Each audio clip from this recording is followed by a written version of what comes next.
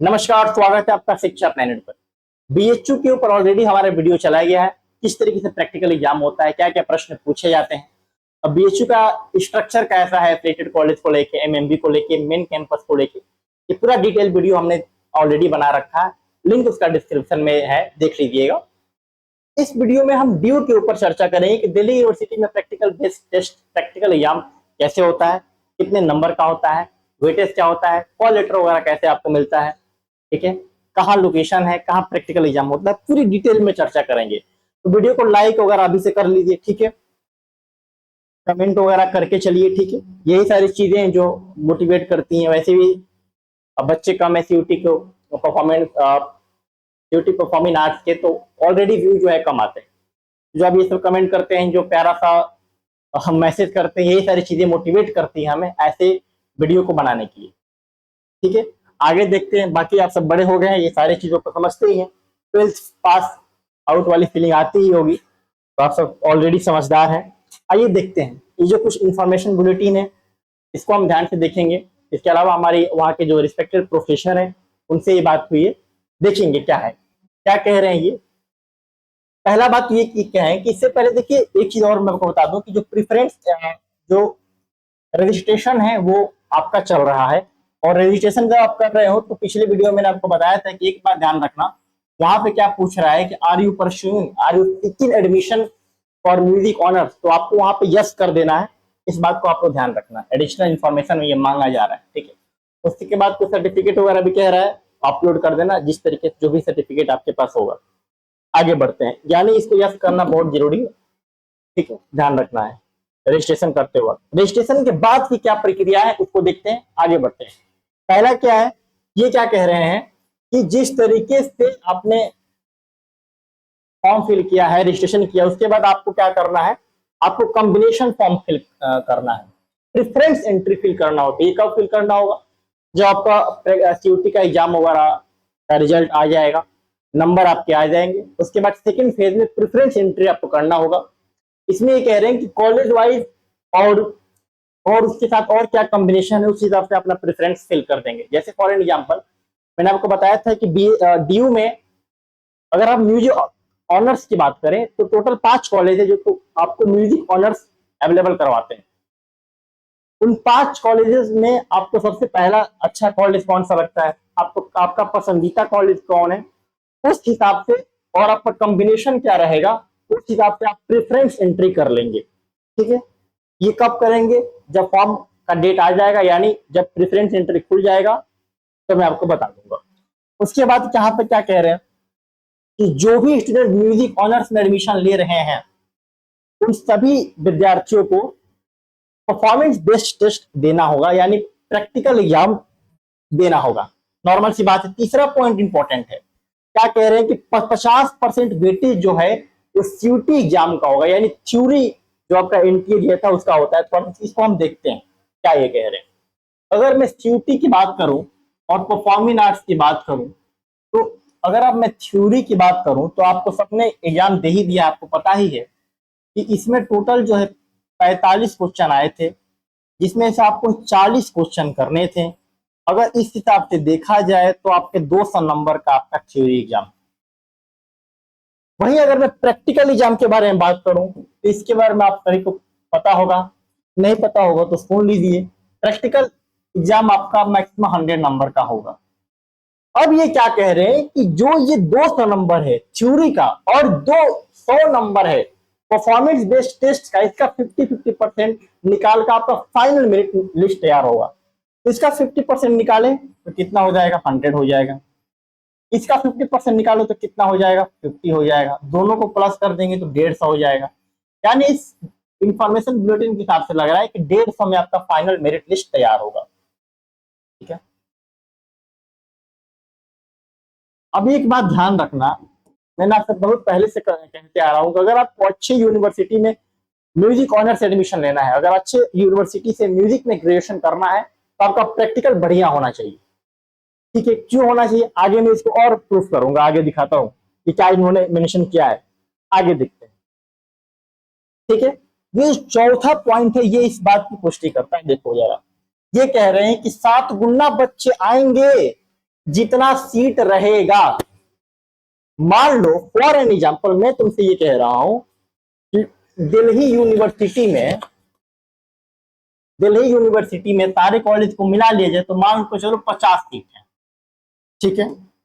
तो 50 सीट हैं और 50 सीट के साथ गुना बच्चों को प्रैक्टिकल एग्जाम में बुलाया जाएगा। सिलेक्शन सिर्फ 50 बच्चों का ही होगा, यानी अगर 50 सीट है तो प्रैक्टिकल एग्जाम के लिए 350 बच्चे आने वाले हैं।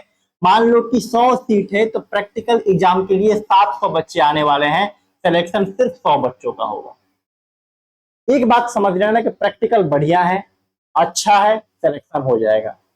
थ्योरी आपने अच्छा किया ही है, प्रैक्टिकल भी अच्छा आपका होना ही चाहिए, क्योंकि 7 गुना बच्चों को बुलाया जा रहा है, 7 गुना बच्चों का प्रैक्टिकल होगा और उन 7 गुना बच्चों में से सिर्फ उतने ही बच्चों को सिलेक्ट करना होगा जितने की सीट रहेंगी। तो इस बात को ध्यान रखना, यहाँ पे जो इन्होंने पॉइंट मेंशन किया है, चौथा पॉइंट, ठीक है। आगे बढ़ते हैं। उसके बाद और भी चीजें मेंशन किया गया है कि आपका टेस्ट हो जाएगा, ट्रायल वगैरह कंप्लीट हो जाएंगे, 7 दिनों के बाद ये जो रिजल्ट है ये वेबसाइट पे पब्लिश कर देंगे। अच्छा, कौन सा वेबसाइट है जिसपे ये सारी चीजें होंगी, पब्लिश होंगी?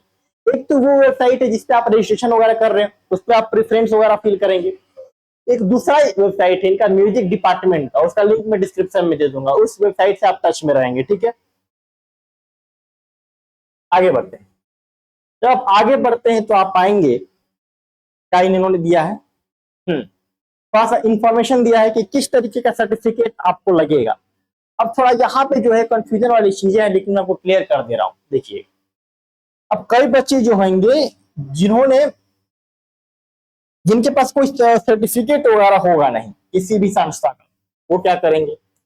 देखिए, मैंने जब वहां के प्रोफेसर से बात किया तो उन्होंने बताया कि अगर आपके पास कोई सर्टिफिकेट नहीं है तो म्यूजिक आपका बैकग्राउंड है ही, किसी न किसी गुरु से आप म्यूजिक सीखते ही होंगे, तो उनसे आपको प्रॉपर लिखवा के ले जाना है कि यहाँ से कम ये 3 साल मेरे यहाँ सीखे हैं।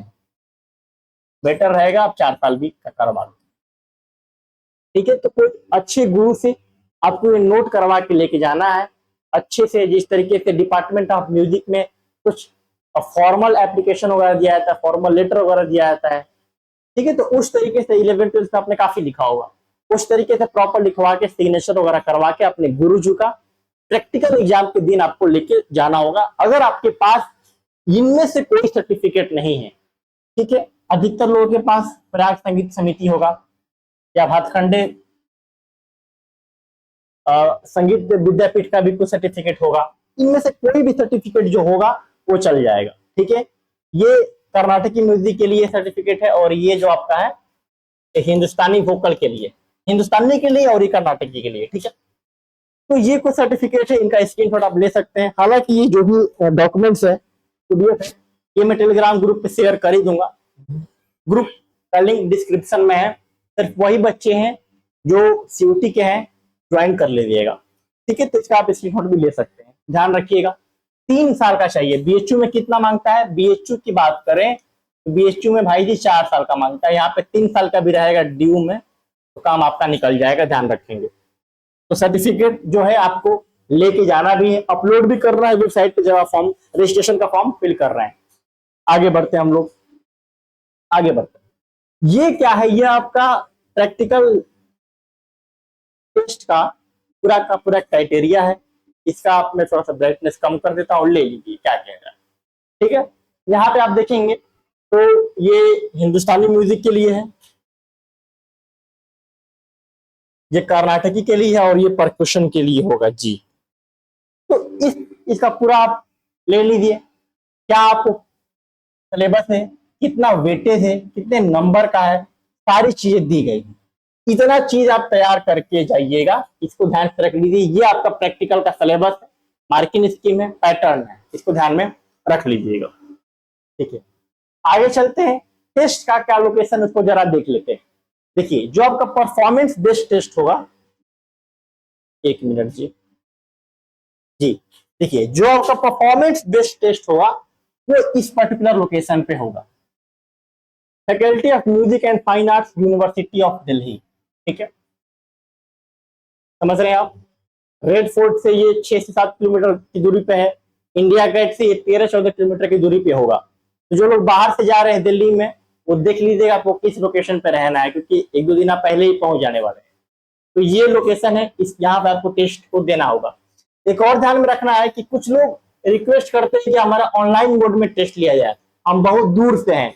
इन्होंने क्लियर कर दिया है कि टेस्ट जो होगा, प्रैक्टिकल एग्जाम होगा, वो आपका ऑफलाइन मोड में होगा, यानी समझ रहे हैं आप, यूनिवर्सिटी में जाके ही होगा। ठीक है, और कुछ चीजें हैं, और कुछ चीजें इंपॉर्टेंट वाली चीजें नहीं है, बस ये होगा कि पेरेंट्स वगैरह अंदर अलाउ नहीं होते हैं, कहीं भी अलाउ नहीं होते हैं, कोई दिक्कत नहीं है। आगे देखते हैं। Candidate have to check the respective, हाँ ये इंपॉर्टेंट चीज है आपके लिए, जो मैं वेबसाइट के बारे में बात कर रहा था, इसका मैं लिंक जो है आपको डिस्क्रिप्शन में भी दे दूंगा, ये इसको आप चेक करते रहिएगा।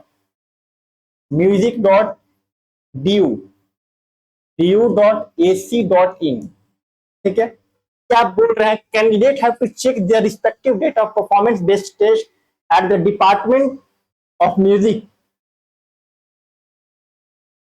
ठीक है, तो आपका जो प्रैक्टिकल एग्जाम होगा उसका डेट जो है, अगर आप डेट के बारे में चेक करना चाहते हैं तो हमेशा जो है अपना चेक करते रहेंगे कि कब आपका जो है डेट आने वाला है प्रैक्टिकल एग्जाम का।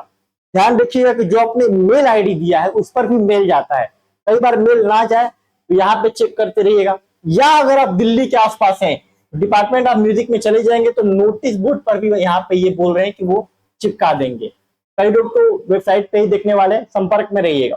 ठीक है, हाँ एक और 7वां इंपॉर्टेंट है, the department of music will provide the instrument and accompanist for the performance based test. ये खुद से इंस्ट्रूमेंट वगैरह देंगे, उसकी टेंशन नहीं ले जाना है कि सर हमको इंस्ट्रूमेंट भी लेके जाना है क्या, नहीं ऐसा कुछ नहीं, ये वहां पे आपको प्रोवाइड कराएंगे, कोई दिक्कत वाली बात नहीं।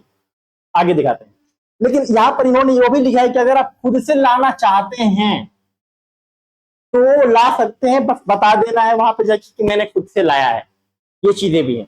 एक और चीज इन्होंने मेंशन की थी, मैंने पढ़ा था, हाँ 9वां नंबर, इलेक्ट्रॉनिक गैजेट का आपको उपयोग नहीं मिलेगा। कई लोग जो है आजकल तानपुरा वगैरह आ गया, इलेक्ट्रॉनिक डिजिटल तानपुरा, वो सब का मेंशन नहीं है यहाँ पे, डायरेक्ट इन्होंने लिखा है कि वो अलाउड नहीं है, इलेक्ट्रॉनिक इंस्ट्रूमेंट जो है वो आप यूज नहीं कर सकते हैं, इसका ध्यान रखिएगा।